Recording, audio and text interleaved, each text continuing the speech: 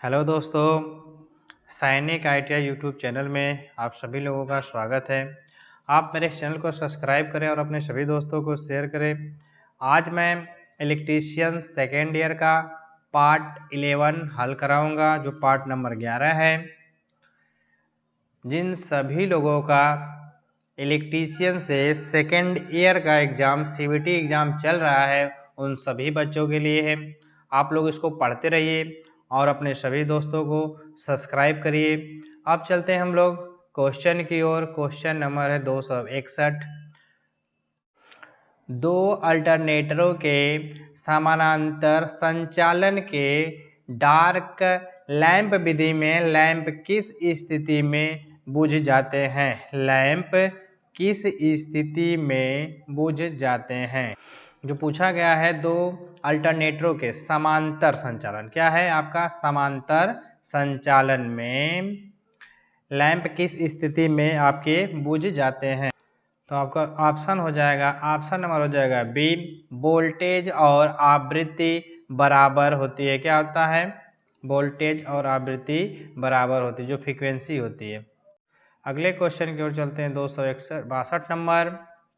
Alternator में armature प्रक्रिया के कारण डीमैग्नेटाइजिंग प्रभाव की भरपाई कैसे करें? आपका ऑप्शन हो जाएगा सी, फील्ड उत्तेजना धारा में वृद्धि करके। अगले क्वेश्चन की ओर चलते हैं। 263 नंबर। सिंक्रोस्कोप का उपयोग क्या होता है? जो सिंक्रोस्कोप होता है उसी का प्रयोग पूछा गया है। इसका ऑप्शन हो जाएगा डी, समानता के लिए सही तुरंत संकेत दे। यह क्या करता है? जो आपका लोड होता है उसका सही रूप से यह तुरंत ही संकेत दर्शाता है। अगले क्वेश्चन की ओर चलते हैं। 264 नंबर। अल्टरनेटर के रोटर को DC प्रदान करने वाले उपकरणों का नाम क्या होता है? जो आपका अल्टरनेटर होता है, अल्टरनेटर के रोटर को, ठीक है, DC प्रदान करने वाले उपकरण का नाम पूछा गया है। तो ऑप्शन नंबर हो जाएगा ए, उत्तेजक। क्या होगा? ऑप्शन नंबर ए, उत्तेजक। अगले क्वेश्चन की ओर चलते हैं। 265 नंबर। अल्टरनेटर में टेम्पर वाइंडिंग का उद्देश्य क्या होता है? जो टेम्पर वाइंडिंग होती है उसी का उद्देश्य पूछा गया। तो क्या करता हुआ? हटिंग के प्रभाव को दूर रखता है। क्या करता है? ऑप्शन नंबर सी है, हटिंग के प्रभाव को कम करता है। अगले क्वेश्चन की ओर चलते 266 नंबर।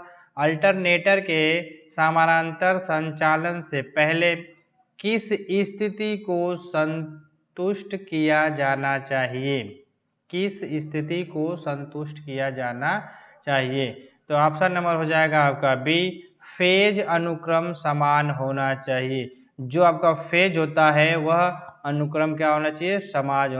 समान होना चाहिए। जैसे मतलब रेड, येलो, ब्लू तो समांतर क्रम में होने चाहिए। अब चलते हैं अगले क्वेश्चन की ओर। 267 नंबर। 4 पोल वाले रेटेड वोल्टेज पर 50 हर्ट्ज की आपूर्ति आवृत्ति के साथ जुड़े एक अल्टरनेटर की गति क्या होती है? जो आपका अल्टरनेटर की गति पूछा है 50 हर्ट्ज। 50 हर्ट्ज AC में होता ही है। 4 पोल रोटेट, ठीक है, 4 पोल वाले पे 50 हर्ट्ज आपूर्ति आवृत्ति के साथ जुड़े एक अल्टरनेटर की गति क्या होती है? 1500 RPM होती है। क्या होती है? 1500 RPM होती है। अब चलते हैं अगले क्वेश्चन की ओर। क्वेश्चन नंबर है 268। दो अल्टरनेटरों के समांतर होने के दौरान दो लैंप किस हालत में जलते हैं और एक लैंप बुझ जाता है? पूछा गया है कि जो दो लैंप होते हैं समांतर क्रम में, ठीक है, समांतर क्रम में अगर दो लैंप हैं, एक जल गया है, एक बुझ गया है, मतलब एक चल रहा है और एक बंद पड़ा है, तो किस कारण यह लैंप जलता और बुझता है? तो आपका ऑप्शन हो जाएगा option number B, voltage frequency बराबर होती है। क्या होता है? वोल्टेज फ्रीक्वेंसी बराबर होती है। अगले क्वेश्चन की ओर चलते हैं 269 नंबर। यदि भार बढ़ता है तो अल्टरनेटर का टर्मिनल वोल्टेज कम हो जाता है। यदि भार बढ़ता है तो अल्टरनेटर का टर्मिनल वोल्टेज कम हो जाता है। तो उसका कारण क्या होता है, किस कारण से वह कम होता है? आर्मेचर में प्रतिरोध बढ़ता है। क्या करता है? आर्मेचर में प्रतिरोध के कारण वोल्टेज कम हो जाता है। ऑप्शन नंबर डी, आर्मेचर प्रतिरोध। अगले क्वेश्चन की ओर चलते हैं 270 नंबर। एसी जनरेटर में टेम्पर वाइंडिंग का उपयोग करने का उद्देश्य क्या होता है? जो एसी जनरेटर होता है उसमें टेम्पर वाइंडिंग का उपयोग करने का उद्देश्य क्या होता है? वो क्या करता है? हीटिंग के प्रभाव को वह रोकता। ऑप्शन नंबर डी है, हीटिंग के प्रभाव को वह रोकता है। अगले क्वेश्चन की ओर चलते हैं 271 नंबर। अल्टरनेटर का प्रकार क्या है? ये जो आपके सामने फिगर दिखाया गया है, यह अल्टरनेटर के कौन सा प्रकार है? ठीक, तो इस पे क्या होता है? कार्बन ब्रश लगा होता है। क्या होता है? कार्बन ब्रश लगा होता है। ऑप्शन नंबर ए है, ब्रश रहित अल्टरनेटर है। क्या है? ब्रश रहित अल्टरनेटर है।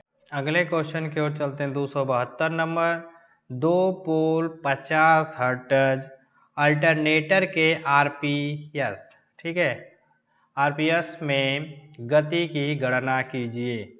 2 पोल में 50 हर्ट्ज है अल्टरनेटर के आरपीएस की गणना कीजिए। तो आरपीएस की गणना क्या होगा? 50 आरपीएम होगा। ऑप्शन नंबर 50 आरपीएम होगा। अगले क्वेश्चन की ओर चलते 273 नंबर। घूर्णन क्षेत्र प्रकार अल्टरनेटर का उपयोग करने का क्या फायदा है? घूर्णन क्षेत्र प्रकार अल्टरनेटर का उपयोग करने का क्या फायदा है? ऑप्शन नंबर हो जाएगा डी, 2 स्लिप रिंगों की आवश्यकता होती है, चाहे फेजों की संख्या चाहे जितनी भी हो। अगले क्वेश्चन की ओर चलते 274 नंबर। अल्टरनेटर में फील्ड उत्तेजना धारा को बढ़ाने से क्या प्रभाव पड़ता है? धारा को बढ़ाने से क्या प्रभाव पड़ता है? विचलन को क्या करता है? वह रोकता है। ऑप्शन नंबर ए, विचलन को रोकता। अगले क्वेश्चन की ओर चलते हैं 275 नंबर। अल्टरनेटर में 30 अंश कोण जो होता है, 30 अंश कोण सिग्मा के साथ 36 स्टेटर स्लॉट 4 पोल वाले घुमावदार के लिए पिच कोण, पिच फैक्टर कितना होता है? पिच फैक्टर की गणना करें। क्या होता है? पिच फैक्टर की गणना करें। तो उसका गणना करें क्या होगा? ऑप्शन नंबर जगह बी, 0.965 होगा। अगले क्वेश्चन की ओर चलते हैं 276 नंबर। अल्टरनेटर में हीटिंग के प्रभाव का कारण क्या होता है? जो हीटिंग का प्रभाव होता है उसका कारण पूछा है, ठीक है। तो उसमें क्या, लोड जो होता है आगे पीछे होने पर हीटिंग हो सकती है। तो ऑप्शन नंबर हो जाएगा डी, लोड में निरंतर उतार चढ़ाव होने के कारण हीटिंग होता है।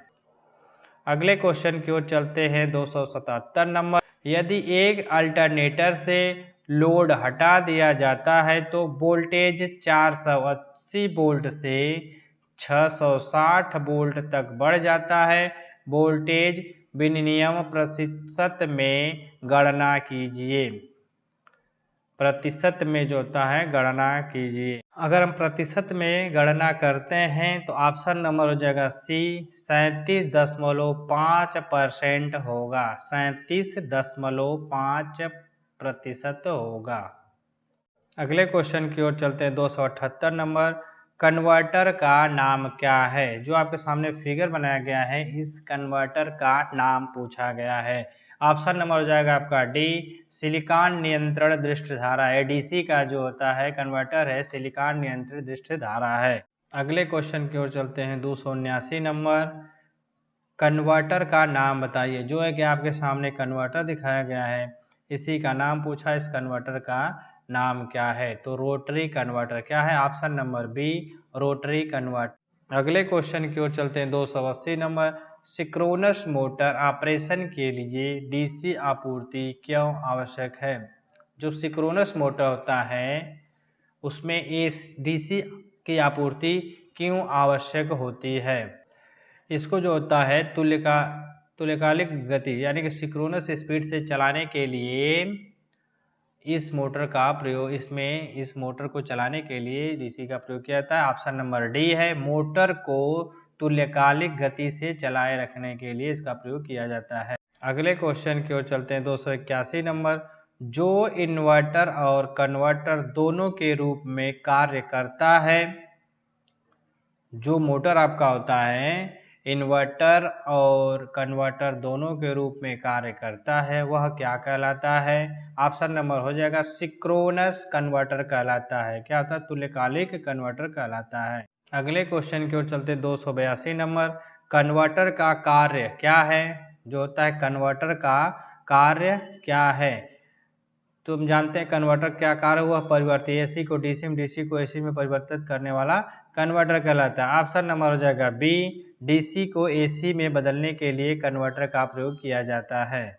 अगले क्वेश्चन की ओर चलते हैं। 283 नंबर, कौन सा परिवर्तक उपकरण ओवरलोड किया जा सकता है?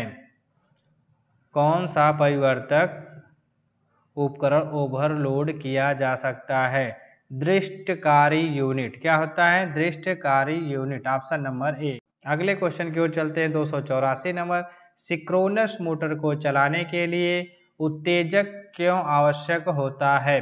सिंक्रोनस मोटर चलाने के लिए उत्तेजक की आवश्यकता क्यों होती है? तो ऑप्शन नंबर हो जाएगा डी, मोटर को तुल्यकालिक गति चलाए रखने के लिए इसका प्रयोग किया जाता है। अगले क्वेश्चन की ओर चलते 285 नंबर, किस एप्लीकेशन को केवल डीसी की आवश्यकता होती है? किस एप्लीकेशन को केवल डीसी की आवश्यकता होती है? ऑप्शन नंबर ए है, विद्युत लेपन चलाने के लिए डीसी की आवश्यकता होती है, जो होता है इलेक्ट्रोप्लेटिंग। अब चलते हैं अगले क्वेश्चन की ओर। 286 नंबर, दृष्टकारी डायोड में एलईडी को कन्वर्टर के रूप में क्यों टाला जाता है? एलईडी के रूप में क्यों टाला जाता है? ऑप्शन नंबर हो जाएगा बी, बहुत कम शक्ति व्यक्त करता है। अगले क्वेश्चन की ओर चलते हैं। 287 नंबर, सिंक्रोनस मोटर का मुख्य अनुप्रयोग कौन सा होता है? सिंक्रोनस मोटर का मुख्य अनुप्रयोग कौन सा होता है? पावर फैक्टर होता है। ऑप्शन नंबर है D, power factor correction device होता है। अगले क्वेश्चन की ओर चलते हैं। 288 नंबर, मोटर जनरेटर सेट का लाभ क्या होता है? मोटर जनरेटर सेट का लाभ क्या होता है? ये क्या होता है? डीसी आउटपुट वोल्टेज को आसानी से नियंत्रित किया जा सकता है। ठीक है, डीसी जो आउटपुट होता है उसको आसानी से नियंत्रित किया जा सकता है। ऑप्शन नंबर है डी। अब अगले क्वेश्चन की ओर चलते हैं। 289 नंबर, रोटरी कन्वर्टर के भाग यक्स का क्या कार्य होता है? जो आपका एक्स भाग है इसी के बारे में पूछा गया है। ठीक है, यह कम्यूटेटर होता है। ठीक है, यहाँ पे क्या लगता हो? कार्बन ब्रश लगा होता है। तो यह एसी को डीसी में परिवर्तित करता है। ऑप्शन नंबर ए, यह एसी को डीसी में परिवर्तित करता है। अगले क्वेश्चन की ओर चलते हैं। 290 नंबर, शुरू में एक तुल्यकालिक मोटर में टेम्पर वाइंडिंग का उद्देश्य क्या होता है? जो सिंक्रोनस मोटर होता है उसमें जो प्राइमरी वाइंडिंग होती है उसी के बारे में पूछा गया। तो क्या होगा? ऑप्शन नंबर हो जाएगा डी, एक नियत गति बनाए रखने के लिए एक उच्च चुंबकीय क्षेत्र का निर्माण करने के लिए इसका प्रयोग किया जाता है। अगले क्वेश्चन की ओर चलते 291 नंबर, सिंक्रोनस मोटर सिंक्रोनस गति से क्यों नहीं चलती है? सिंक्रोनस मोटर सिंक्रोनस गति से क्यों नहीं चलती है? अपर्याप्त उत्तेजना होने के कारण वह इस गति पर नहीं चलती है। अगले क्वेश्चन की ओर चलते हैं। 292, सिंक्रोनस मोटर को सिंक्रोनस कंडेंसर के रूप में कैसे उपयोग किया जाता है?